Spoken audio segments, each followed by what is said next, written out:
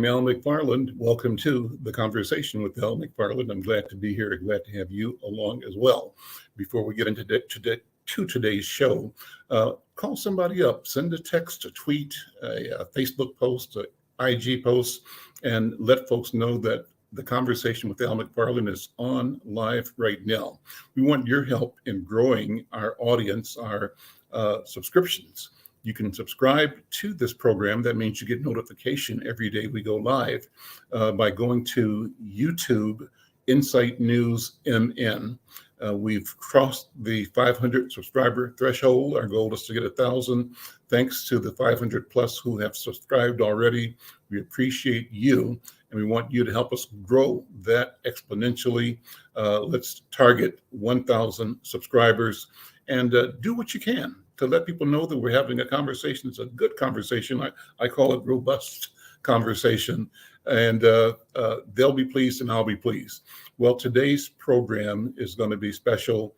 I have the honor of hanging out with our book review editor today, and Brother WD Foster-Graham, a book author, a book enthusiast, I would call him almost a book impresario, but committed to understanding and developing our sense of awareness of the power of the word, the power of language, and the importance of documenting our story, our analysis, our history, and dreaming futures that we commit to paper in the form of books and other forms of writing and creative expression.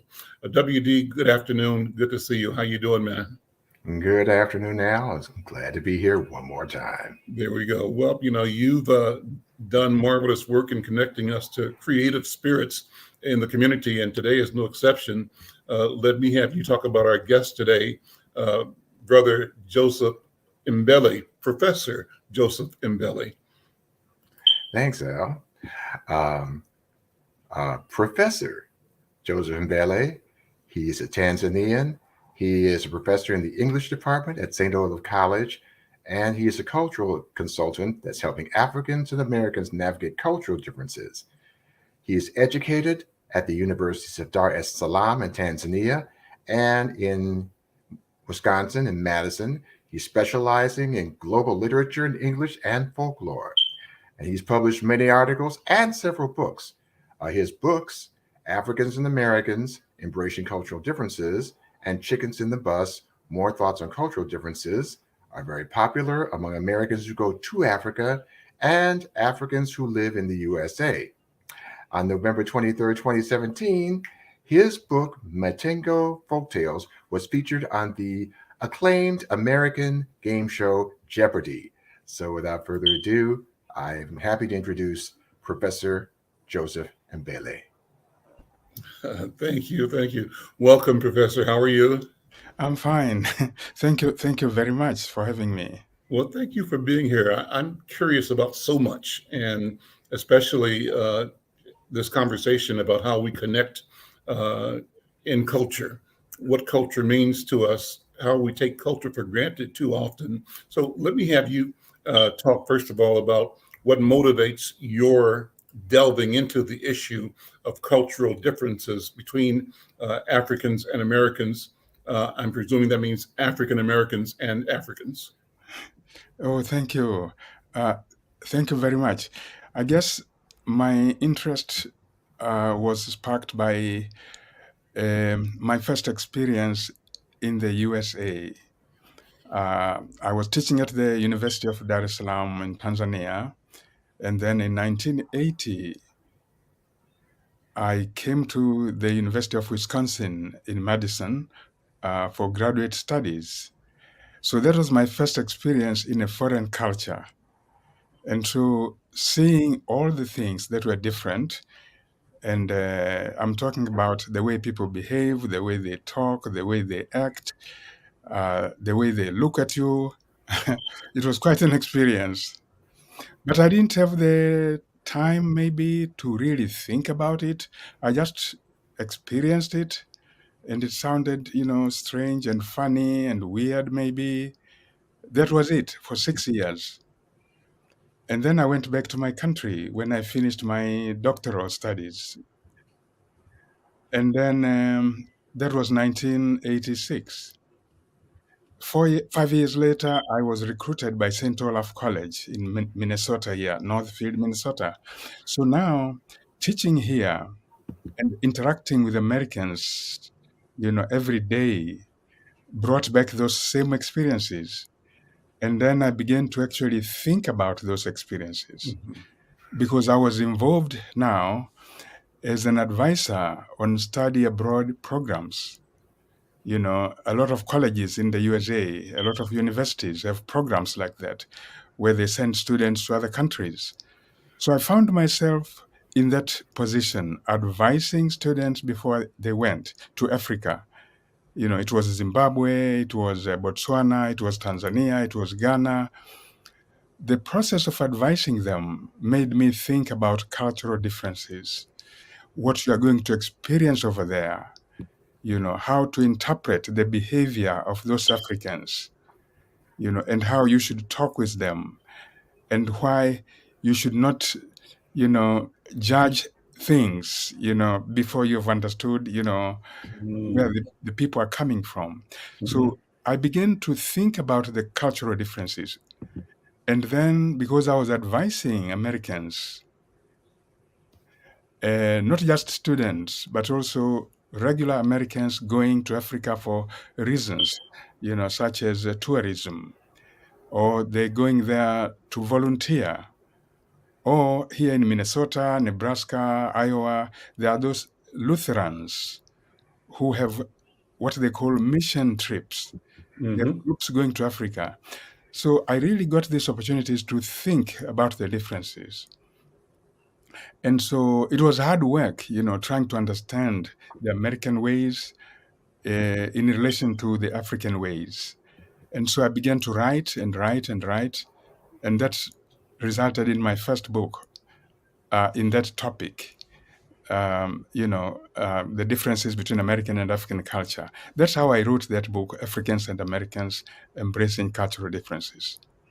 And so the focus of that book was broadly Americans, not particularly African Americans, correct? Absolutely, absolutely. And people ask me that question. They are quite specific. They say, and here I mean African Americans, they say, do you mean Americans? Do you include African Americans? And it's a very interesting question. And I've thought about it. And I know African Americans, many of them at least, that I've encountered, they say there are differences, between the white American culture and the African American culture. And I respect that view completely. And I agree completely. But as an African looking into the American society, I do see common elements that define Americans as Americans, whether they're black or white. Explore that if you would. That's interesting. And Yeah. what does that look like as an African or as a person who's not American? How do you detail those commonalities? How you describe those? Exactly. And before I get there, let me just introduce a little thing here. There's this famous African-American writer, James Baldwin. He was American. I mean, he grew up here, and he really knew there was a big difference between the white culture and the black culture while he was here in the US.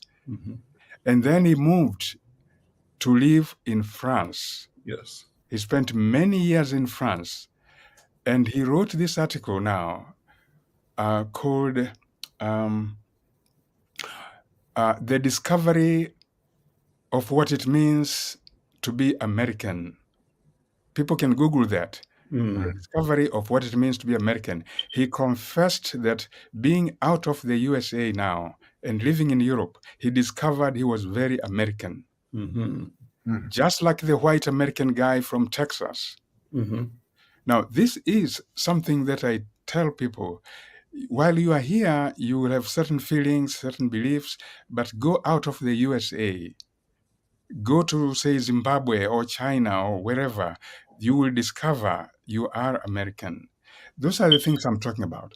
So in the book, I just talk about, Americans. Mhm. And then coming to your question, there are quite a few things that I highlight. For example, attitudes towards money. I talk about this in the book. There's a whole chapter titled Money Talks. Americans have a particular attitude towards money. And when you go to Africa, when you live with Africans, when you interact with Africans, you will see how American you are, you know. And so I talk about, quite a number of things. And people just have to read the book to know what I'm talking about. So deep inside, I sincerely believe it's valid to talk about Americans while recognizing there are differences between African Americans and white Americans. Just as there are differences between New Yorkers and Californians, Mhm. Americans of the South versus Americans of the Midwest, I acknowledge those differences. But behind all this, there are serious commonalities. And those are the ones that I'm dealing with. And it is safe for an American going to Africa, for example, to hear what I'm saying so that they can be prepared, for the experiences they will have. A lot of more African Americans are looking at going to Africa or back to Africa is the language we use. What about that phenomenon? What's your observation about the increased interest in African Americans returning to Yeah, Africa? yeah. It's a very interesting topic. It's a very interesting topic. I've thought about it. And in the last few years, I have focused on actually working with those people.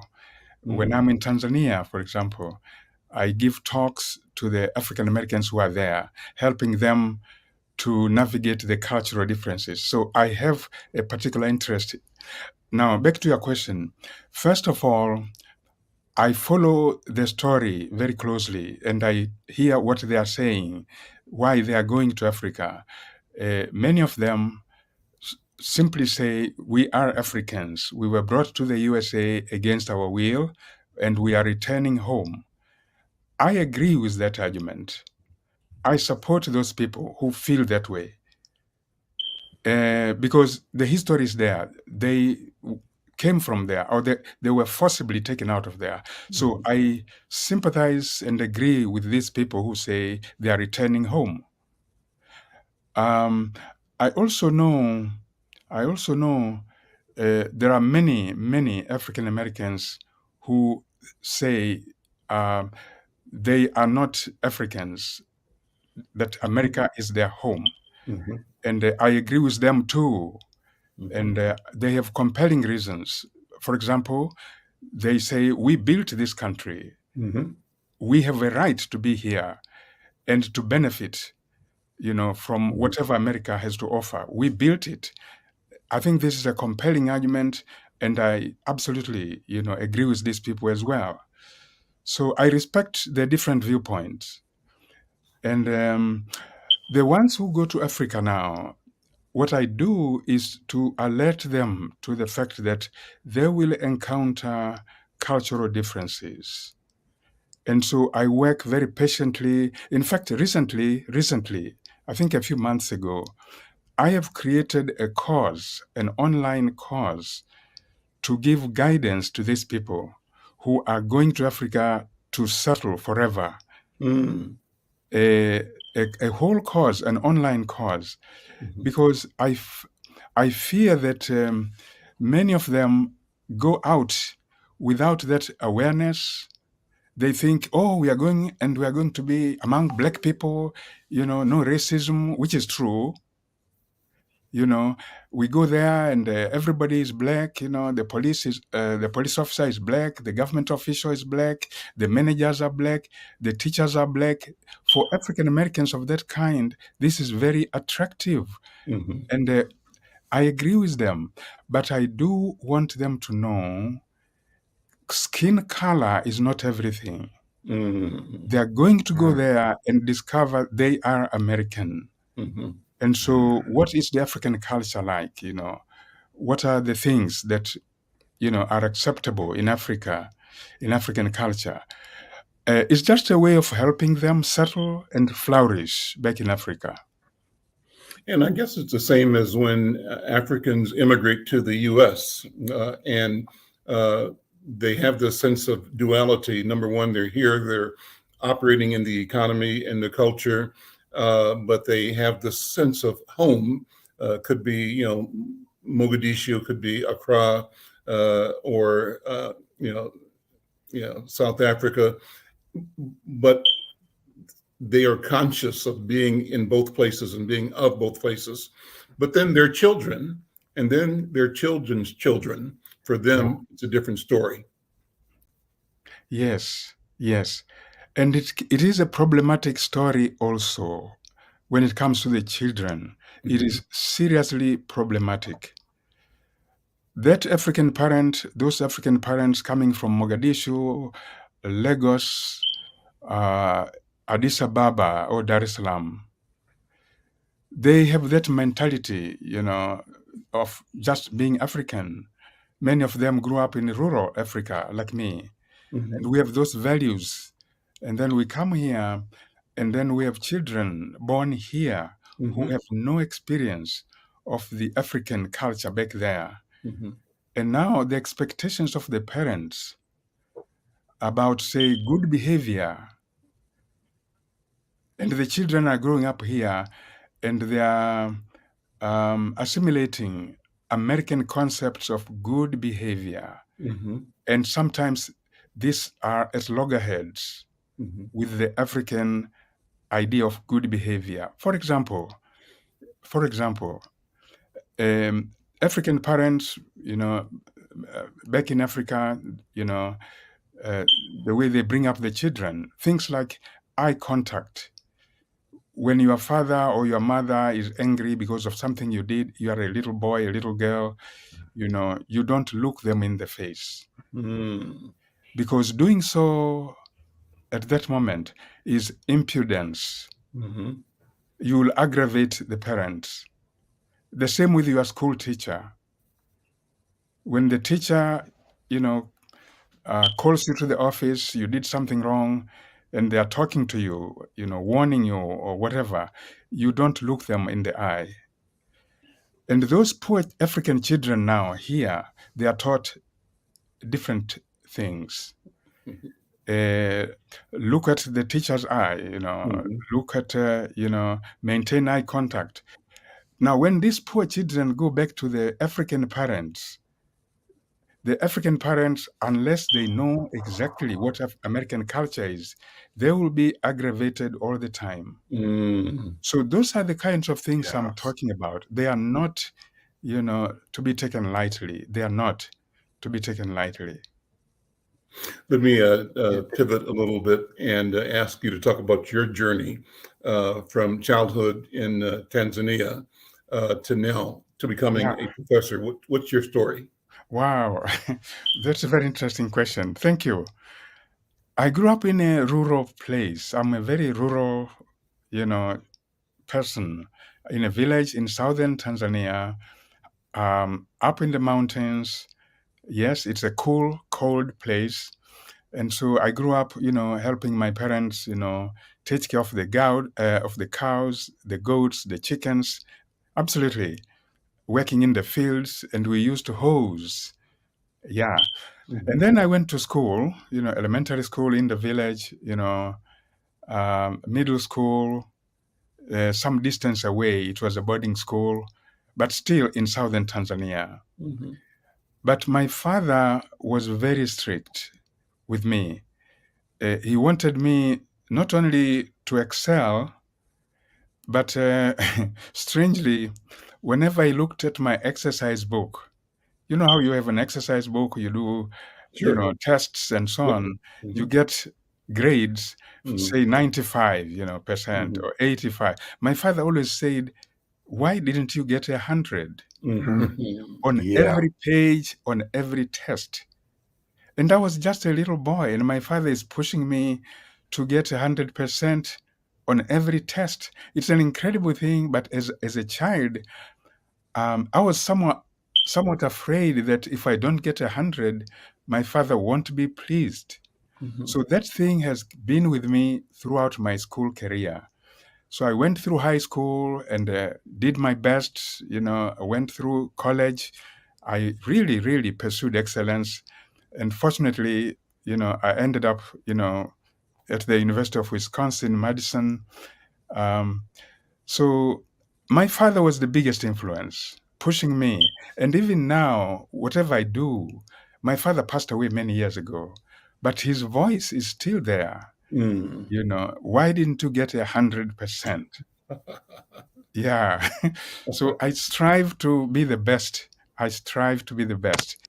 You cannot be the best every day, but I have never relaxed, and if I don't perform extremely well, I feel guilty. I know my father would not be pleased. I ask my African American guests to talk about what they know about their personal family lineages. And I think it'd be wonderful to ask you the same question. What does lineage mean to you? What significance does it play in the culture in general, but in your life in particular? And I will ask somebody that maybe is from Chicago or Detroit, who was your mother? Who was your father? Who were their parents? Who were their parents? How far back can you go? Because with Uh-huh. all of us, invariably, we can go back maybe 3 generations, maybe four. The lucky Uh-huh. ones may be able to go back, 5 generations, but that's rare, Uh-huh. rare. Uh-huh. What about you? And what does it mean anything to you? Uh-huh. That's a very good question. You'll be surprised. Most of us in Africa, most of us, we are not different from the scenario you have explained. Mm-hmm. If you ask me, I can tell you my father's, my father, my grandpa, my grandpa, great grandpa, great grandma, maybe great great grandma, maybe, but Mm-hmm. honestly, it's not such an issue. Mm-hmm. Yeah, honestly. However, that's why I said most of us. You look at some other African societies where they were more or less feudal, Mm-hmm. they had, say, a chief Mm-hmm. in charge of the community, or a chief, or an emperor, like in Ethiopia, Mm-hmm. Um, the royal families, the family of the chief, they had a vested interest in keeping those records. In places like West Africa, for example, many parts of West Africa, Mali, Burkina Faso, all the way to Gambia, Senegal, they had the poets, the court poet, the griot. Mm-hmm. And the griot was a historian. The griot was an entertainer. The Mm-hmm. griot was a counselor of the king or the chief or whatever. And so the emperor. So the griots kept the memory of the royal family. They could go back generations and generations and generations, because again, this had ideological functions to establish the legitimacy of the kingship. Mm-hmm. That we go very far, and like in Mali, for example, they go all the way to King Sundiata, 14th century, Mm-hmm. long, long ago. So those are the differences. Or Ethiopia, for example, they go all the way to King Solomon, the biblical King Solomon. Mm-hmm. Yeah, Ethiopia, I'm talking about the Ethiopia of Emperor Haile Selassie. It's not the Ethiopia of today. So those are the distinctions I would make. Actually, most Africans, they don't keep those memories because they don't really matter. Mm-hmm. They are not challenged Mm-hmm. by circumstances to retain those memories. How do creation stories exist Uh-huh. in the lives of individuals and in the culture? What do you think? Uh-huh. As a folklorist, I study those, I teach those. They are very fascinating. Yes, it's a very important topic. Interestingly, all over the world, people have creation stories. Mhm. Yes, the Jews, they have that Old Testament that we all read, that those of us who are Christian. Oh, yes, Adam and Mhm. Eve and Abraham and all those people, how the world came into being. You have it in the Genesis, the biblical Genesis. Okay. Mhm. However, what's interesting is that Genesis stories exist in African traditions and how humans came to be and how they disobeyed God and how God, punished them. Those are stories you find in many traditions in Africa, and there are books published. Um, I could some other day, talk about those books. But then there are creation stories around the world. For example, in this part of the world, on the Mhm. American side, if you go to Mexico, the ancient civilization, the Mayan civilization, Mhm. they have their own creation story. It's called Popol Vuh. And I've taught it at St. Olaf College here. An amazing creation story, very different from the biblical. Mhm. So, as a folklorist now who Mhm. studies global folklore and encountering all these creation stories from from all over the world, and as a Christian, uh, it's kind of very interesting, because what you come to realize is that creation stories are universal. All human societies somehow knew, that God created them. Mhm. They have different stories. So, what is the true story of creation? I hesitate to say that, you know, as a folklorist, I embrace all of them. Mhm.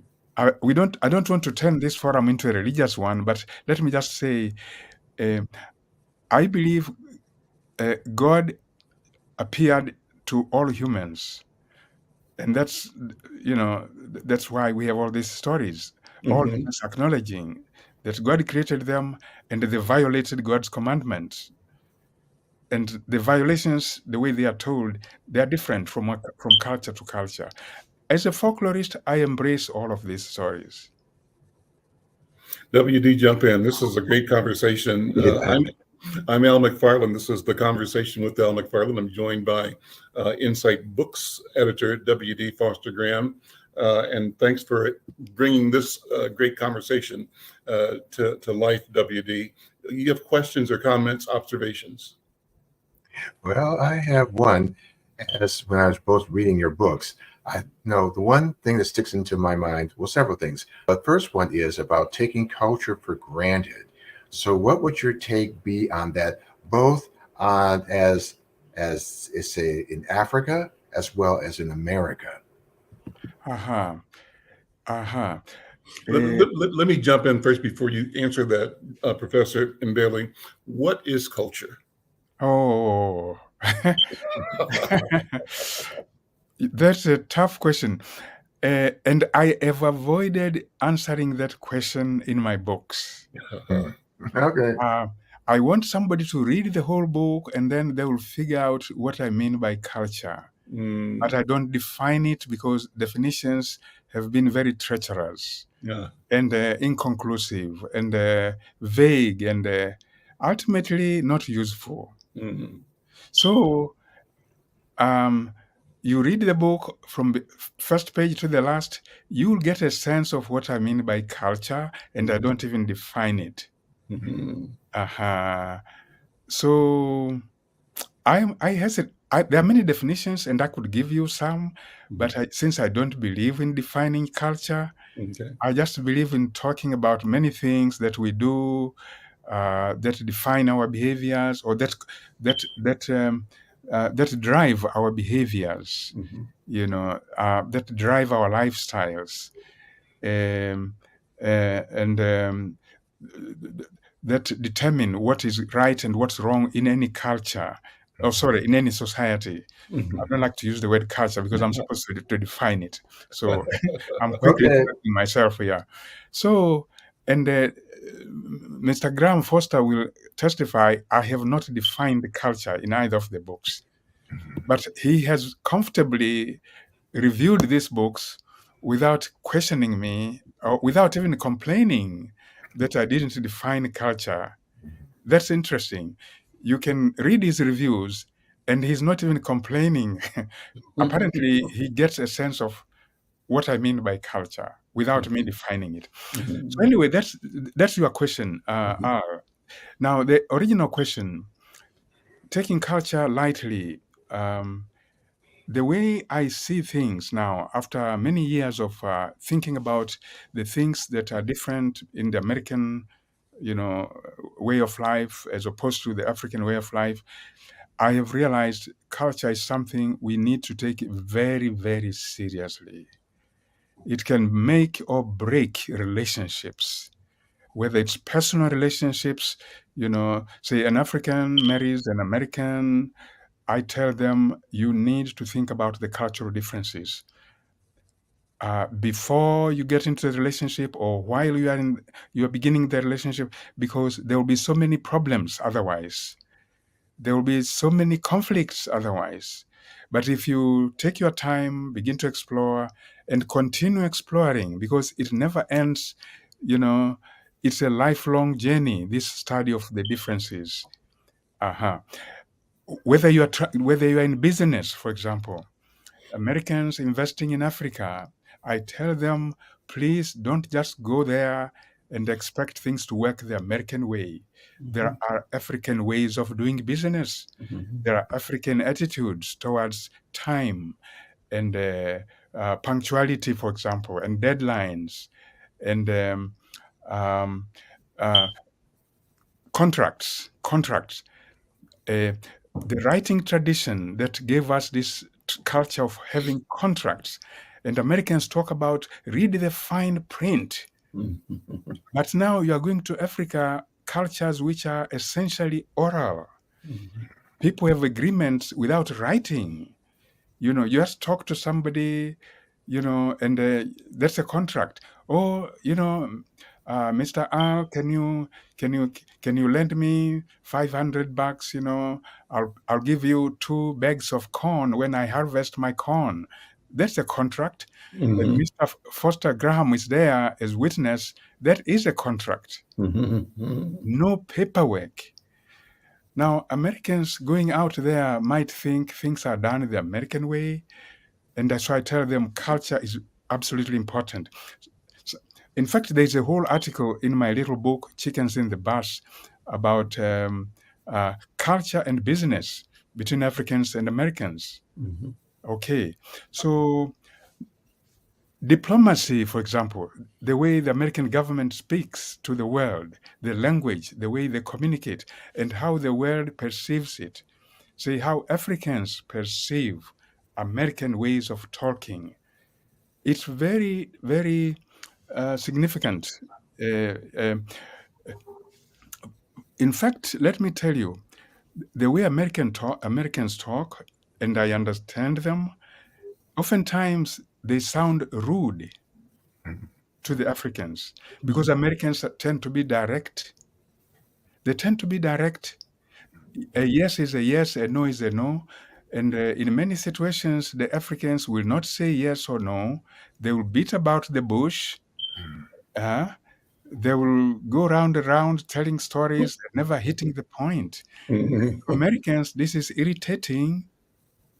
But to the Africans, this is appropriate communication. So people need to understand this. And I've mentioned eye contact, for example. And Foster Graham, you read my book. And how I misconstrued eye contact when I was in Madison, those first months. I tell some funny stories here, embarrassing, but I tell the stories of what I went through, and people can laugh at me, but I want them to laugh at me so they can learn something. It's like I'm offering myself, and let people laugh at me. I made this mistake. I made this mistake. And they learn the lessons. They learn the lessons. That's my intention, to help people avoid the pitfalls. Mm. I don't want people to suffer when, they could actually avoid, the situations. Let me I take a break. Let me take a break and I'll come back to you. I'm Al McFarlane. This is The Conversation with Al McFarlane. We'll be right back. Are you or someone you know recovering financially from the COVID-19 pandemic, the lockdown, or any other reason? If so, help is available. Findhelp.org is a site to find a wide range of resources, including food, medical care, and more. The best part is based on your zip code. Visit findhelp.org, enter your zip code and the service you need. You'll get a map directing you to the organizations that can help you. Help is waiting at findhelp.org. If you need help starting anew, findhelp.org is the site for you. I'm Al McFarlane. This is The Conversation with Al McFarlane. My guest is Professor Joseph Mbele, Tanzanian, a professor in the English department at St. Olaf College in Northville. He's a cultural consultant. He's helping Africans and Americans navigate our cultural differences. And he is a product of University of Dar es Salaam in Tanzania, and also of Wisconsin-Madison, the University of Wisconsin-Madison. And he specializes in global literature in English and in folklore. He's published articles and books. His books, Africans and Americans Embracing Cultural Differences and Chickens in the Bus, More Thoughts on Cultural Differences, are popular among Americans who want to go to Africa and Africans who live in the U.S. And as we said at the beginning, we can show this question here. In November of 2017, his book, Mantengo Folktales, was featured on Jeopardy. We pulled a slide up to ask, and there you see the Jeopardy pull out there. Joseph Mbele's Mantengo Folktales includes a story about one of these long-eared beasts outwitting a lion. And I think there's an answer to that as well. There it is, a hare, and nobody got the answer. Is that right? I think our producer said nobody got it. How did that happen for you, Professor? Oh, thank you. So, it was a strange day. My daughters told me that their friends were calling them, their American friends. We are all here in Northfield. Their American friends, young girls from around the country, they were calling them and saying, "You are dead. You are dead. I was on Jeopardy." And so my daughters were telling me, and I didn't even know exactly what Jeopardy was. I mean, I had some vague understanding that there was something on TV called Jeopardy. So, and then colleagues, fellow professors at the college, they began calling me. And then I really got to realize this is something big now. And so it was big news on campus, St. Olaf College. Mm-hmm. Yes. And messages were flying back and forth. And so I realized, hearing these Americans now telling me that this is a big, big deal. This is a big deal. And then there's a professor at McAllister, African-American professor, who told me, "Joe, do you know what this means?" And I'm like, "What?" "It means you have reached the pinnacle of American popular culture." Then things began to dawn on me. And then during a faculty meeting at St. Olaf College, the provost made an announcement. I mean, we are talking about 250 professors sitting there in that big room. Mm-hmm. And she projected the thing you've just projected here on the big screen. Mm-hmm. And I was sitting there. I almost died. I mean, it was incredible. So that's my story. And then wherever I go, book events or whatever, and I have this book there with me, I make sure to show them that thing from Jeopardy, because I've made a Yeah. big poster now, and I show Americans, and they're all very excited. That's the story. Interesting. It's been a very nice way of me, again, experiencing American culture Yeah. and enjoying and being very grateful for the appreciation. I so appreciate that people in this country appreciate the work I've done, and it has just been a great experience. And for me to have written this book, which is folk tales from my culture, to have them embraced by Americans like that. And there are colleges where they teach this book, actually. I know some colleges. So you can imagine how I feel that my culture has been embraced that way. And when I'm back in Tanzania, I tease the people of my culture, the Matengo people, that guess what? You are well known in America now. Maybe you share a passage or two out of one or both of your books. Do you have anything bookmarked or earmarked that would be a way to invite our viewers and listeners to learn and to hear your book in your voice? Is there a piece that you want to read or could read? Oh, actually, the stories are a bit long, but there is a video of me telling one of the stories on YouTube. Yes, there's a story called Hawk and Crow. You know this big bird, the hawk?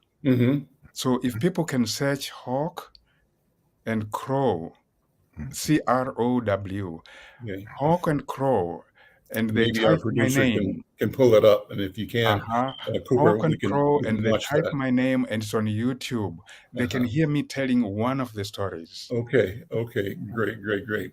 Well, Oh, so I we'll try to pull it up off of YouTube. That's number one. You know, I have been to Ghana. I mentioned that to you before the show, maybe, and to Uganda, and loved being in Africa. And you know, being there, I mentioned before the show that a couple of writers that were freelancers for Insight had gone to Festac 77.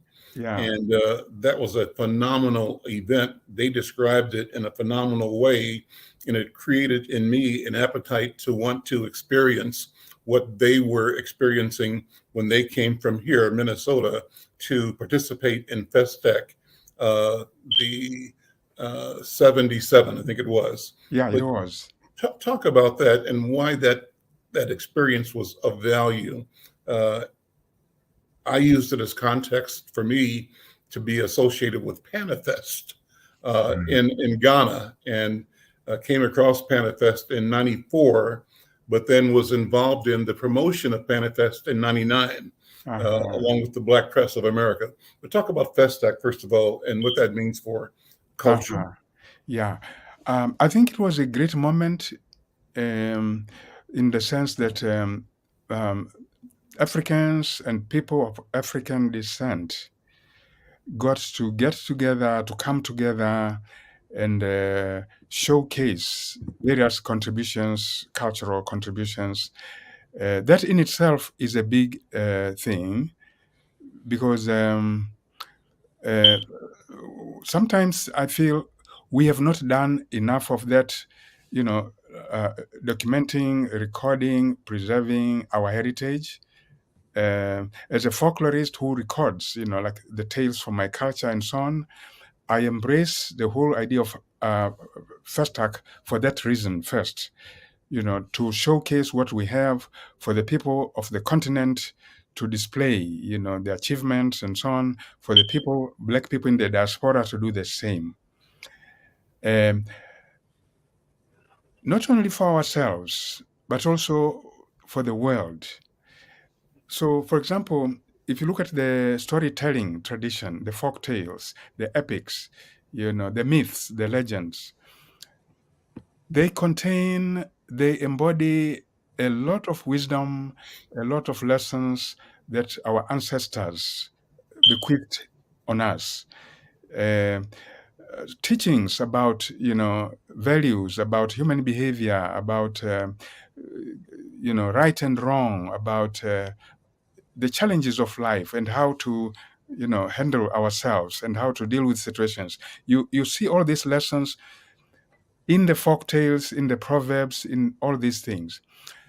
And so it's evidence of how much our ancestors thought about everything, that concerns our lives. So when we talk about philosophy, for example, say we are teaching a class in philosophy, we should get out of the habit which we acquired from the Europeans who built those schools, of starting with the ancient Greeks and making this automatic association that philosophy means Socrates and Plato and all those Greeks, and nothing about the griots, the African philosophers who really taught us all the life lessons we needed, but they didn't write.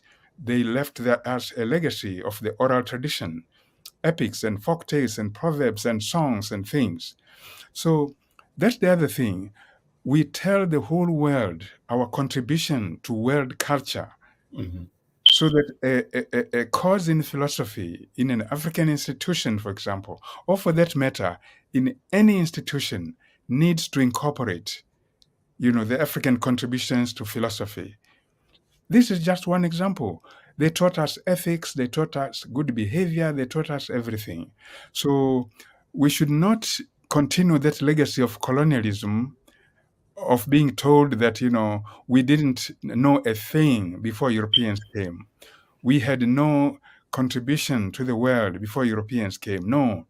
So the education of our children could be rooted in the African traditions like that. So would you say that I've been learning the phrase Africana way of knowing. I've been connected to a online community called Nubia. Nubia spelled with a K. You might know Dr. Greg Carr, who heads Africana Studies at Howard University, in collaboration with the broadcaster and journalist and teacher Karen Hunter, who teaches journalism at Hunter College, but also is a Sirius Radio megastar, a huge following. They've created this project that invites scholars and others to talk about what they've described and call an Africana way of knowing. And in that is an elevation of the study of hieroglyphics, for example, and the systems and cultures that produced hieroglyphics, and the concept of Ma'at, African creation stories that explain how from nothing everything came into existence. How important, that's along the line of what you're just saying, Right. to examine more than what is being fed, because what is being fed has its own purpose and set of interests and objectives, and they may not align with our health, our history, nor our future unless we make it so. And how do we make it so? What are your thoughts? Yeah, great point. Africana, yes. And then there's also the term Afrocentricity. Mm-hmm. Yes. You mentioned somebody there, and we could mention other people as well. Cheikh Anta Diop of Senegal, Mm-hmm. but also in this country, Molefi Kete Asante, Yes. professor at Temple University. Mm-hmm.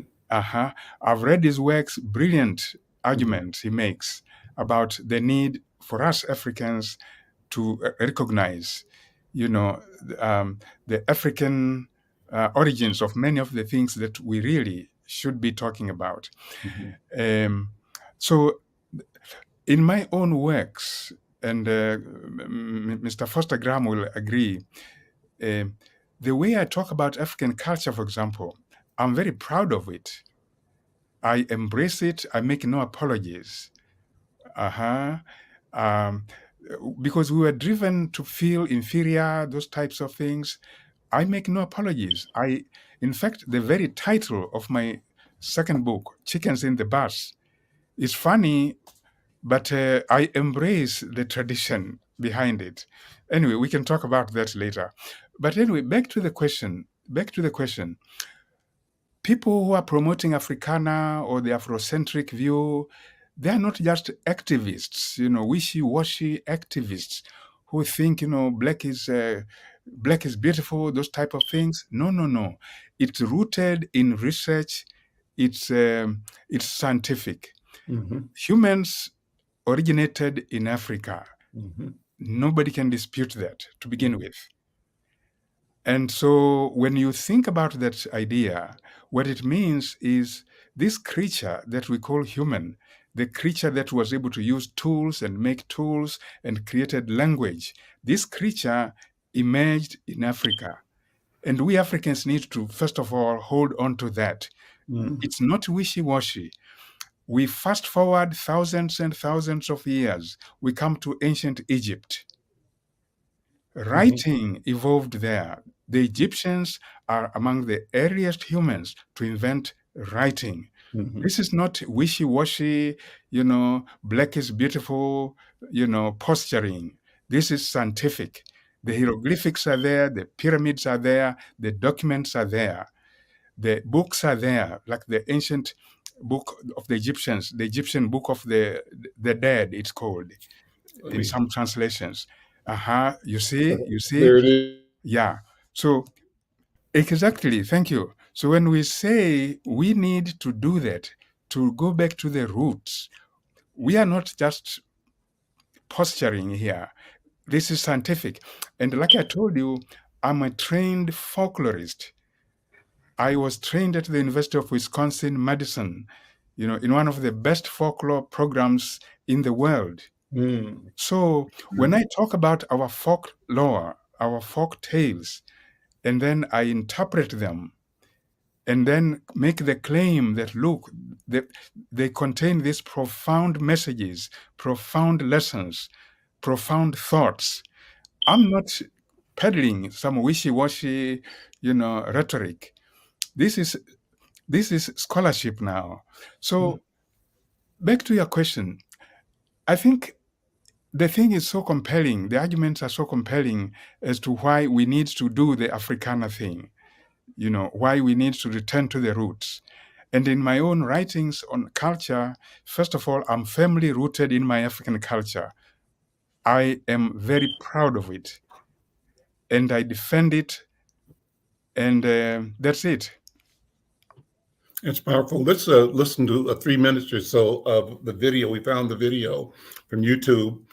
It's a 10-minute video. We don't have time to listen to the whole thing, but this will be a chance to hear your voice reading one of your stories. Let's Thank listen you. to about 3 minutes ago.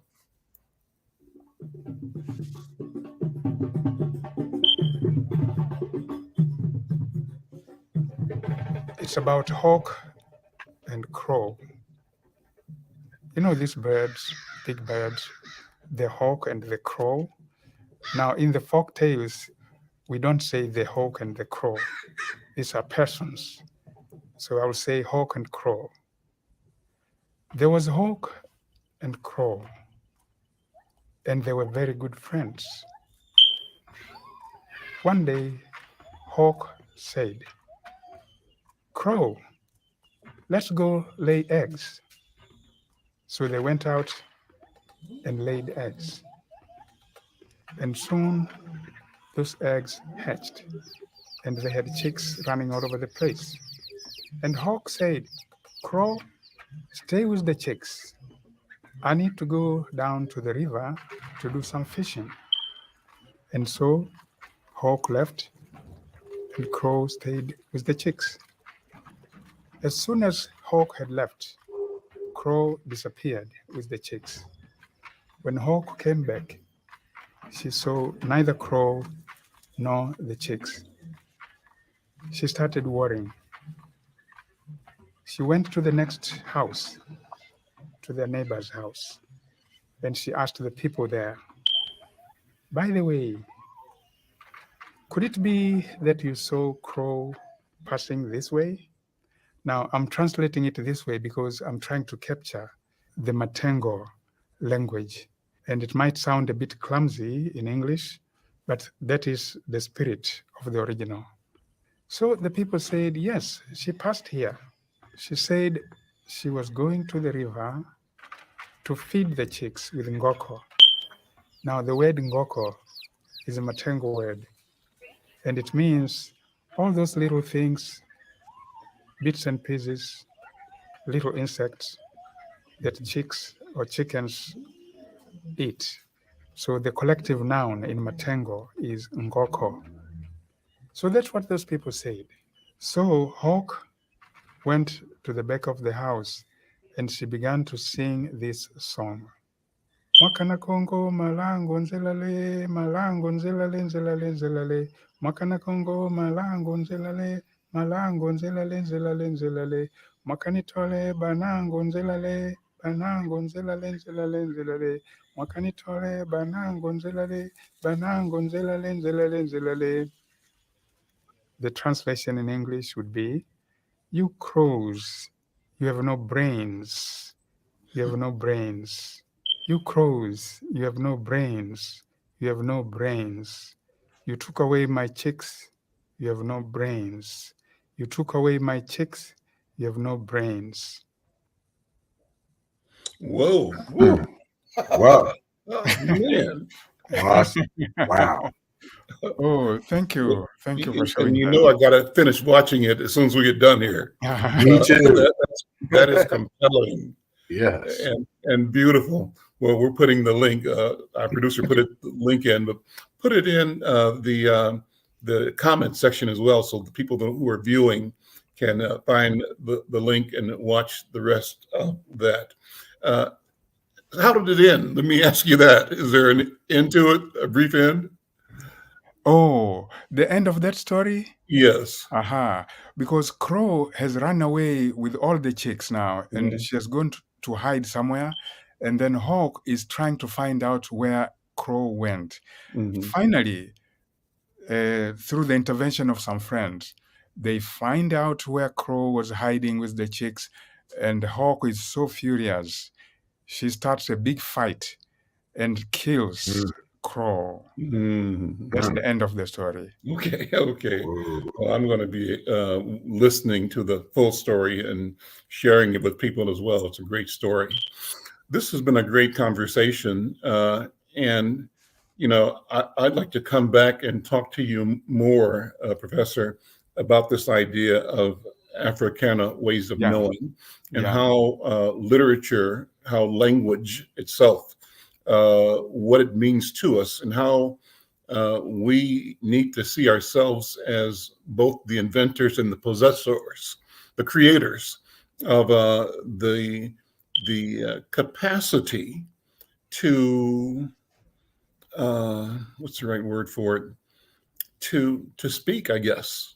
You know, the whole invention of relationships that have sound as well as, you know, deed, or sound that describes deed. How do we come to the genius of being a human being? It's really amazing that we are able to conceptualize and communicate and categorize. So I'd love to have that conversation with you, and I'm sure that comes out as one of the core lessons and learnings as a folklorist that you deal with every day and all day. And before we go, where can we purchase your books? Oh, there's a website. I published them.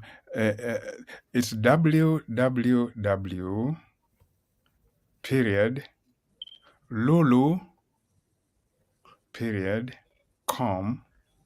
That's it. Lulu, Lulu? Yeah, www.lulu.com. Awesome. Professor, thank you so very, very much. Oh, WD. that's it. WD, thank you. So good to see you again. I'm Al McFarlane. This has been The Conversation with Al McFarlane. My thanks to you for listening. And as I said, support us by subscribing, sharing, and liking. We'll see you next time. Take care.